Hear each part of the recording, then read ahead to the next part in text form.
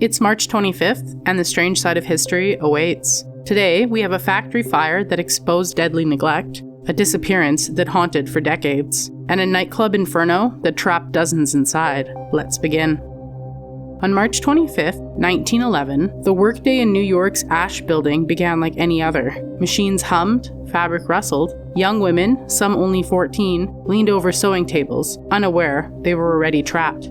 Then the fire started. It ignited on the 8th floor, and within minutes, flames raced through piles of clothing, climbing faster than anyone could run. Workers rushed for exits, but the doors wouldn't open, locked, as they always were. Panic spread. Some crowded the stairwells, others ran to the fire escape, only to watch it buckle and collapse beneath them. Firefighters arrived, but their ladders reached just one floor too short. Above them, people gathered at windows, and then they began to jump. 146 lives were lost that day, swallowed by fire, smoke, or the fall. But in the chaos, one man vanished into the building itself.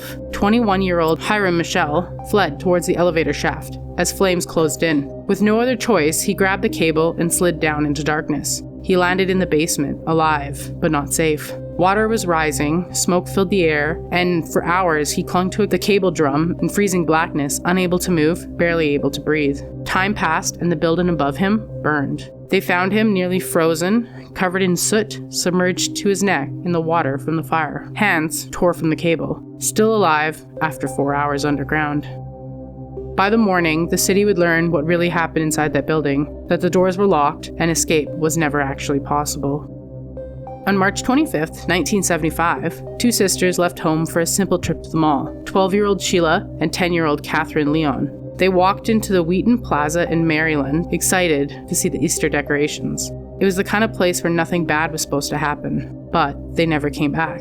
At first, it didn't make sense. How did two children disappear in the middle of the day surrounded by people? Search parties combed the area, police questioned witnesses, and thousands of tips poured in, but nothing. There was no struggle, no trace. It was simply as if the sisters had vanished. Days turned into weeks, weeks into years, and eventually decades. The case haunted the Washington, D.C. area as one of the largest missing persons investigations in history. Parents would warn their children, and the sense of safety was gone. Then, nearly 40 years later, something changed. A cold case investigator reopened the files, and one name resurfaced: Lloyd Lee Welch Jr., a drifter, convicted predator, and someone who had been at the mall that very day, and was quietly interviewed back in 1975. In 2017, Welch confessed. He admitted abducting the girls and leading them away from the mall. He claimed their bodies were taken to the remote mountain in Virginia, burned, and then buried. But even with a confession, no remains were ever found.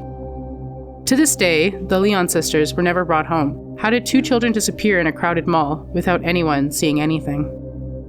On March 25th, 1990, the music was loud and the room was crowded. Inside the small Bronx nightclub, people were celebrating like nothing could go wrong. It was called the Happy Land Social Club, and no one inside knew there was only one way out. The building had already been ordered to shut down months earlier. No sprinklers, no alarms, no proper exits. But that night, none of it mattered. It was packed with young people, many from the same community, dancing, living, and laughing. Until somebody was forced outside. A man named Julio Gonzalez had just been ejected after arguing with his ex-girlfriend. Witnesses say he stood outside watching, and then he left. Minutes later, he came back carrying gasoline.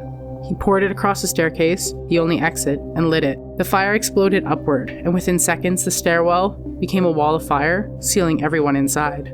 And people rushed for the exit, but it was already gone. Inside, panic turned to suffocation, and most never even saw the fire. 87 people died that night, not from burns, but from smoke, trapped in a building that should never been opened. One exit, one decision. How many lives could have been saved if someone had taken it seriously? Another day, another strange bite from history. Like, comment, and subscribe. Your next eerie dose is just a day away.